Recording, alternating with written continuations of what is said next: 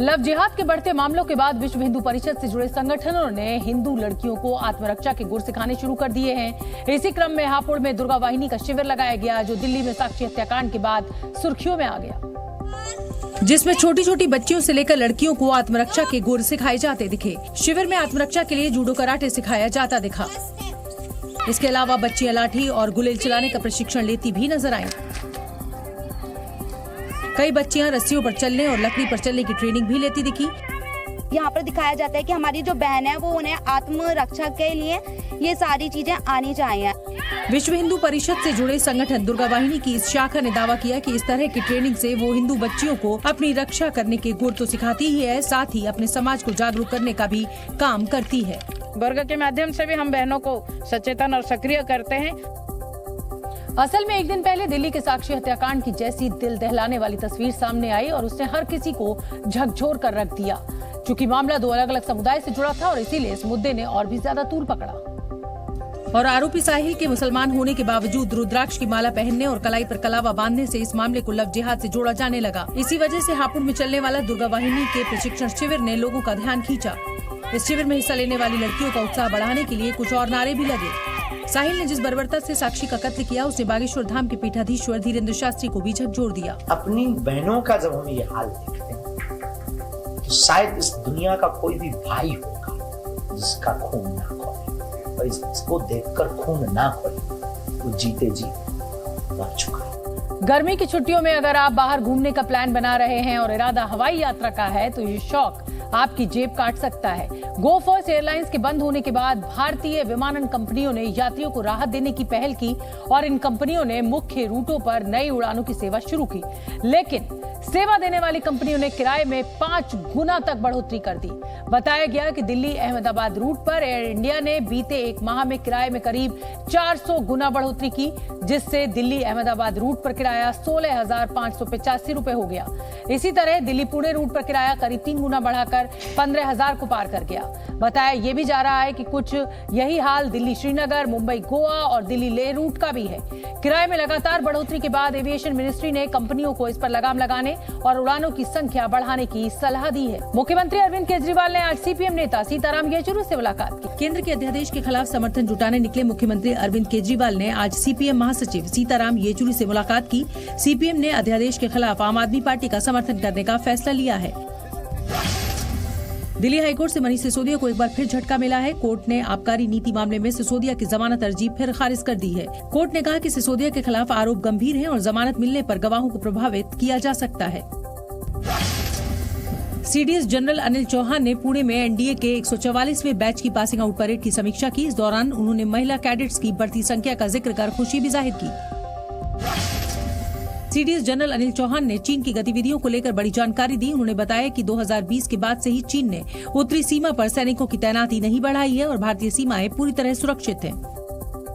मणिपुर में 3 मई से हो रही हिंसा को लेकर आज कांग्रेसी नेताओं ने राष्ट्रपति के साथ मुलाकात की। कांग्रेस अध्यक्ष मल्लिकार्जुन खड़गे ने नेतृत्व में एक प्रतिनिधि मंडल आज राष्ट्रपति भवन पहुंचा और राष्ट्रपति द्रौपदी मुर्मू को मणिपुर में शांति स्थापित करने के लिए एक मेमोरेंडम सौंपा। 12 पॉइंट है, 12 बिंदु हैं। ये एक 12 पॉइंट का एक्शन प्लान है कांग्रेस पार्टी की ओर से, ताकि फिर से मणिपुर में शांति, सद्भावना वापस लौट आए। राष्ट्रपति से मुलाकात के बाद कांग्रेस नेताओं ने प्रेस कॉन्फ्रेंस की और मणिपुर हिंसा के पीछे की वजह बीजेपी की सियासत को बताया। जून 2001 को ठीक 22 साल पहले मणिपुर जल रहा था। तब प्रधानमंत्री श्री अटल बिहारी वाजपेयी जी थे। 22 साल बाद वही मणिपुर जल रहा है और आज मुख्य प्रधानमंत्री श्री नरेंद्र मोदी हैं। कांग्रेस के प्रतिनिधि मंडल में मणिपुर के पूर्व मुख्यमंत्री बोबी सिंह सहित मणिपुर कांग्रेस के कई नेता शामिल थे। कांग्रेस के हमलों के बीच केंद्रीय गृह मंत्री अमित शाह 3 दिनों के मणिपुर दौरे पर हैं। शाह ने मणिपुर की राजधानी इम्फाल में आज अलग अलग समुदायों से मुलाकात भी की। और प्रदेश में शांति बहाली के लिए लोगों से सुझाव लिए। इम्फाल में गृह मंत्री शाह सोमवार देर रात तक मणिपुर के मुख्यमंत्री एन बीरेन सिंह और उनकी मंत्री परिषद के साथ मौजूदा हालात को लेकर चर्चा करते रहे, जिसके बाद आज अलग अलग समूहों के महिला प्रतिनिधियों ने शाह से मुलाकात की। इसी बीच केंद्र सरकार ने सीआरपीएफ के आईजी राजीव कुमार को मणिपुर में तैनात कर दिया है। राजीव कुमार को पुलिस महकमे की मदद से राज्य में हालात को सुधारने का जिम्मा सौंपा गया है। वहीं आज इम्फाल में 6 घंटे के लिए कर्फ्यू में ढील दी गई, जिस दौरान बाजार में खूब चहल पहल देखने को मिली। चीन पर केंद्र सरकार की नीति को लेकर एक बार फिर सियासी संग्राम शुरू हो गया। इस बार केंद्रीय वित्त मंत्री निर्मला सीतारमण ने राहुल गांधी पर निशाना साधा और चीन के मुद्दे पर राहुल गांधी के सवालों का जवाब दिया। मुंबई में मोदी सरकार के 9 साल पूरा होने पर आयोजित एक प्रेस कॉन्फ्रेंस के दौरान निर्मला सीतारमण ने राहुल गांधी के सवालों का जवाब देते हुए कहा कि चीन के मुद्दे पर भारत सरकार पर कटाक्ष करते हुए राहुल गांधी को शर्म आनी चाहिए। राहुल गांधी चीनी राजदूत को जानकारी देते हैं। राहुल को चीन पर भरोसा है, लेकिन अपने विदेश मंत्री पर नहीं। विदेश मंत्री एस जयशंकर के बयान के वक्त कांग्रेस सदन में सिर्फ हंगामा करती है। दरअसल राहुल गांधी लगातार केंद्र सरकार पर चीन के हाथों भारतीय जमीन गंवाने का आरोप लगाते रहे हैं। इसको लेकर उन्होंने भारत जोड़ो यात्रा के दौरान भी केंद्र सरकार और खासकर विदेश मंत्री एस जयशंकर पर निशाना साधा था। भारत के खिलाफ प्रोपेगेंडा फैलाने वाले विस्तारवादी चीन की मणिपुर हिंसा में भी एंट्री हो गई है। सूत्रों के मुताबिक मणिपुर हिंसा पर चीन का प्रचार तंत्र एक्टिव है और मणिपुर के हालात का फायदा उठाने में जुटा हुआ है, जिसके तहत चीन की मीडिया एजेंसियां फर्जी खबरों और वीडियो के जरिए दुष्प्रचार कर भारतीय सुरक्षा बलों के खिलाफ भड़काऊ बातें लिख रही है। चीन के सोशल मीडिया वीइबो पर लगातार मणिपुर हिंसा के वीडियो शेयर किए जा रहे हैं। उनमें कई वीडियो फर्जी हैं। लोगों को गुमराह करने के लिए चीन के सोशल मीडिया पर भड़काऊ आर्टिकल्स भी लिखे जा रहे हैं। यही नहीं, भारत के खिलाफ साजिश को हवा देने के लिए #चाइना स्टैंड्स विद मणिपुर जैसे हैशटैग इस्तेमाल किए जा रहे हैं। सूत्रों के मुताबिक पूर्वोत्तर राज्यों में सक्रिय उग्रवादी गुटों के पास बड़ी संख्या में हथियारों की सप्लाई भी हो रही है। माना जा रहा है कि ये हथियार चीन के ब्लैक मार्केट से पहुंच रहे हैं। डोकलाम और गलवान में अपनी हकीकत जान चुका चीन भारत की बढ़ती ताकत को पचा नहीं पा रहा है। सूत्रों की माने तो चीन भारत के खिलाफ बड़ी साजिश को अंजाम देने के लिए मणिपुर हिंसा का इस्तेमाल कर सकता है। हालांकि सुरक्षा एजेंसियां ड्रैगन की हर हरकत पर नजर बनाए हुए हैं। नकदी संकट से जूझ रहे अमेरिका की हालत बेहद खराब है। हालत यह है कि अगर 5 जून तक कर्ज की सीमा को नहीं बढ़ाया गया तो अमेरिका दिवालिया हो जाएगा।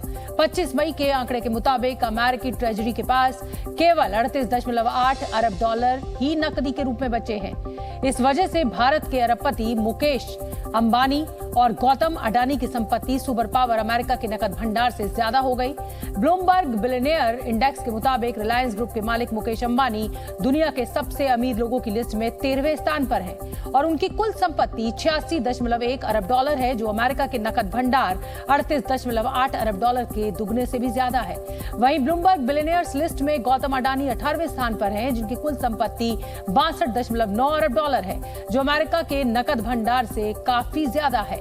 ब्लूमबर्ग बिलियनियर्स इंडेक्स के मुताबिक दुनिया में 31 अरबपतियों के पास अमेरिका के नकद भंडार से ज्यादा दौलत मौजूद है। राजस्थान में चुनाव नजदीक आते ही कांग्रेस ने अपनी गुटबाजी खत्म करने की कोशिशें तेज कर दी। सोमवार को राजस्थान के मुख्यमंत्री अशोक गहलोत और पूर्व उप मुख्यमंत्री सचिन पायलट के साथ कांग्रेस अध्यक्ष ने बैठक और इस बैठक में दोनों नेताओं को साथ मिलकर चुनाव लड़ने पर सहमत किया गया। राहुल गांधी की मौजूदगी में हुई इस बैठक के बाद राजस्थान कांग्रेस में सब कुछ ठीक होता दिख रहा है, लेकिन अशोक गहलोत का बयान कुछ और इशारा कर रहा है। हाईकमान के साथ में बैठना, बात करना, उसके बाद में क्यों नहीं कोई सहयोग करेंगे? बताओ, हम विस्तार करके चलना चाहिए हम लोगों को। गहलोत से सचिन के सहयोग को लेकर सवाल पूछा गया था, लेकिन अशोक गहलोत ने सचिन का नाम लिए बिना ही हाईकमान की बात कर नसीहत देने वाला बयान दे दिया। साथ ही सोनिया गांधी के एक बयान का जिक्र करना भी नहीं भूले। सोनिया गांधी ने एक बार कहा था इस अधिवेशन के अंदर, जो धैर्य रखता है वो लोग कभी न कभी चांस मिलते ही मिलते हैं। बस ये मैंने सोनिया गांधी जी का जो कोट था वो अभी भी मुझे याद है।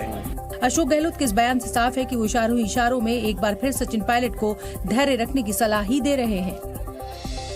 केंद्र में नरेंद्र मोदी सरकार के 9 साल पूरे हो गए और अपनी सरकार के 9 साल पूरा होने पर प्रधानमंत्री नरेंद्र मोदी ने ट्वीट करके 9 साल में किए गए कार्यों का लेखा जोखा पेश किया और दावा किया कि बीते 9 साल में केंद्र सरकार का मुख्य केंद्र बिंदु गरीब कल्याण का रहा है। अपनी सरकार के 9 साल पूरा होने पर प्रधानमंत्री नरेंद्र मोदी ने ट्वीट करते हुए लिखा कि बीते 9 वर्षों में भारत ने विकास की एक नई परिभाषा गढ़ी है। ये जन भागीदारी का ही परिणाम है कि गरीब हो या वंचित, नारी शक्ति हो या युवा शक्ति, हर वर्ग का सशक्तिकरण हुआ है। इस दौरान देश ने सभी क्षेत्रों में नवनिर्माण की मिसाल कायम की है। वहीं केंद्रीय गृह मंत्री अमित शाह ने भी सरकार गठन के 9 साल पूरा होने पर एक वीडियो शेयर किया।